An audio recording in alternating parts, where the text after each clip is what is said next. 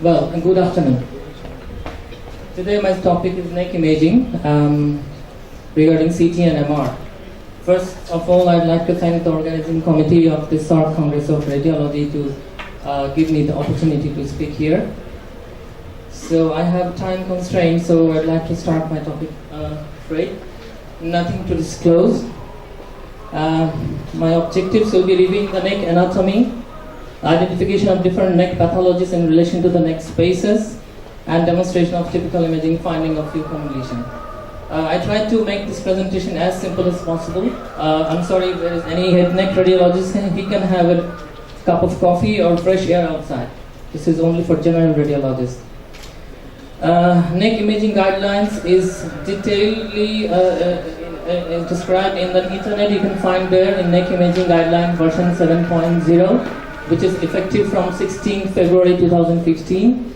I'm not going to describe that. Straight to CT scan. Usually it's done with contrast, but sometimes we do it without contrast, except, the patient is having renal failure, then that is different story. But even then, if the patient is normal, we can do plain CT neck in case of tracheal pathology and thyroid, and sometimes to make sure about the salivary duct stones. MRI is readily done after CT scan, but this is with the adjunct of CT, because sometimes we do find some problem with delineating the soft tissues in CT scan, then we refer the patient for the MR. So how we interpret the image? There is a three-step approach. Number one, we have to locate where the abnormality is lying. Number two, what are the normal contents of that space? And finally, we have to think about the abnormal findings radiologically, and we try to integrate or correlate with the clinical information to reach the diagnosis. So to find out or to locate the lesion, we have to know the anatomy in details, but here I will go very shortly. The neck of the anatomy is divided in suprahyoid and infrahyoid part. It sounds like the suprahyoid means the portion of neck above the hyoid, and infrahyoid means below the hyoid. It starts from the base of the skull up to the clavicles. There is a deep fascia that divides the neck into three main components, like investing fascia, pretracheal and prevertebral fascias. I'm not going to talk about that. So let's go straight to this part. Well, whenever we check one CT neck in our daily practice, we do see this sort of imaging. This is a plain spot post-contrast CT. So if you look at this image, there is a color-coded portion on the left side, and this is the color-coded portion, and this is the normal part what we see in our daily practice. So I want to mention this space. You can see there is a hypodense area at this part. This is slightly triangular, and this is almost the fat density if you compare with the subcutaneous fat. So this is actually parapharyngeal space, and this is the center of all the other spaces in suprahyoid neck. You can see this is the parapharyngeal space. In front of it, these are the muscles of mastication. So this is masticator space. And medially, this is the pharynx. So mucosa is here. This is mucosal space. And behind, you can see the vessels clearly. So this is carotid space. And laterally, you can see parotid. And here, in prevertebral space, this is also called retropharyngeal space. Actually, these are overlapping. So here I have color-coded the whole spaces. Number one is parapharyngeal space, and others I have already said. So, parapharyngeal space is very important, as I have said, because this actually you can locate other lesions very clearly if you see the parapharyngeal space displacement or its position. Here are some examples. If you look at this CT post-contrast scan, this is axial spots view. Well, you can definitely say that there is one abnormality in the right side of the neck. So the left side of the neck is normal. So if you look at the left side, you can see the clear parapharyngeal space, but there is no parapharyngeal space here in the right side. The other spaces is okay. So here what we can see, there is one hypodense area with some peripheral enhancement, which is completely obliterating this parapharyngeal fat space. So this is what we can say that parapharyngeal abscess. This patient is having fever and difficulty in deglutition. Next case, if you look at this, the right side is normal. You can see clear parapharyngeal fat space. But in the left side, you can see this space is pushed from the mass in front. So this is the masticator space. And there is an ill-defined enhancing lesion at this point. This patient is also having fever after a tooth extraction. This is masticator space abscess. Another example. There is a mass in the right side of the neck.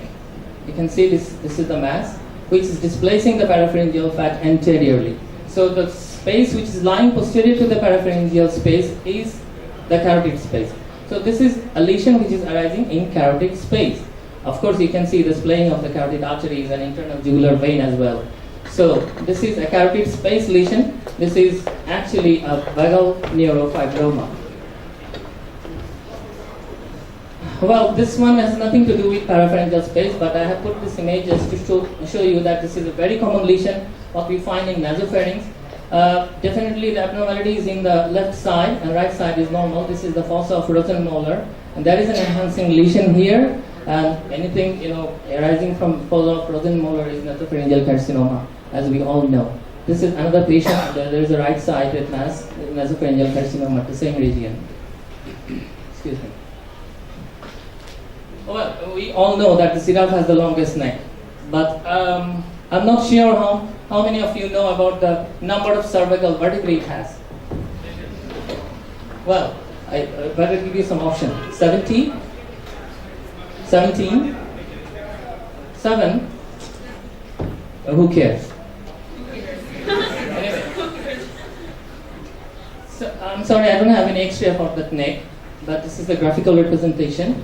You can see these are the vertebrae, cervical vertebrae, and actually it has 7, yes, it has 7 cervical vertebrae. But the important point is that each cervical vertebrae length about 30 centimeters. So this is the whole length of the neck is 6 feet almost. Well, this is the lady with the long neck. Actually, I got it from the World Guinness Book of World. She's from a tribe from Burma, Myanmar. Well, she's another one, but I'm not going to talk about that. Anyway, so infrahyoid neck. There are some spaces in infrahyoid neck as well. Number one is visceral space, carotid, as I have said before, just same as the suprahyoid part. The retropharyngeal space is also same, but the posterior cervical and perivertebral spaces are new here. And by the way, the parapharyngeal space ends at the level of hyoid bone. So there is no parapharyngeal space, internal and external. But it's not that vascular like paraganglioma. So it's a neurogenic tumor. It's a schwannoma. Well, this is paraganglioma. You can see the vascularity in this same location. So no vascularity, no paraganglioma. This is very important, I tell you. This is very small and minor finding, but this is very important. This patient was jogging early morning, and suddenly he developed Horner syndrome. And he came to the clinic, and you can see there is some abnormality in the carotid shape. This is the internal carotid artery. You can see a ream of hyperintense signal at this point. So this is actually a case of carotid artery dissection, internal carotid artery dissection. This is very, very important. The findings not to be missed. And this is internal carotid artery aneurysm. This is very thin. But this is very interesting. This is the same location. This is the carotid. I'm sorry. This is the carotid sheath. You can see the arteries are splayed. There is slightly hyperintense mass here. But what it can be? Can it be a schwannoma, or neurofibroma, or paraganglioma? Well, don't know. Sometimes it's very misleading. But actually, this is an aberrant thymus. If you don't believe me, then you can look at the thymus. This is the thymus. This is the same signal intensity here. So radiology is very strange. I mean, anything can be there. So this is aberrant thymus. This is internal jugular vein thrombosis. I'd like to skip fast. This is a case of metastatic lymph nodes. Here you can see multiple cystic lymph nodes. Actually, these are necrotic. and you can see a mass here in the base of the tongue. So this is a case of squamous cell carcinoma with lymph node metastasis. Whenever you find a cystic node in the neck, you can think about three things. Number one, this is a metastasis from squamous cell carcinoma. Number two, it can be from papillary thyroid carcinoma. And number three, it can be tuberculous lymphadenitis. Only three can be there. This is another case of same pathologies. There is squamous cell carcinoma in the tonsillar region, and these are the necrotic metastatic lymph nodes. Retropharyngeal space is very clear, we know, but there are quite a few lesions there. You can see some lipoma, can be, you can see some retropharyngeal abscesses. Well, in posterior cervical space, there are quite a few lesions. I'm not going to read all the text, but just to show you the image, this is very clean-cut cystic hygroma, you can see, the septated T2 hyperintense and hypointense mass. This is cystic hygroma.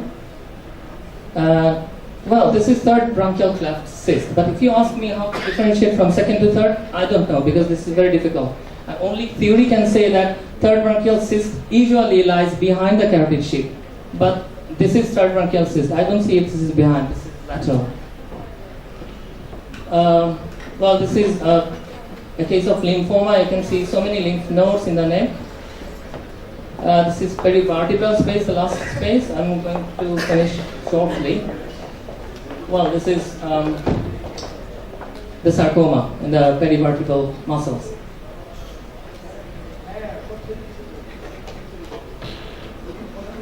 Well, in our radiology, actually, we have, husbands and wives, but nowadays wives are outnumbering the husbands.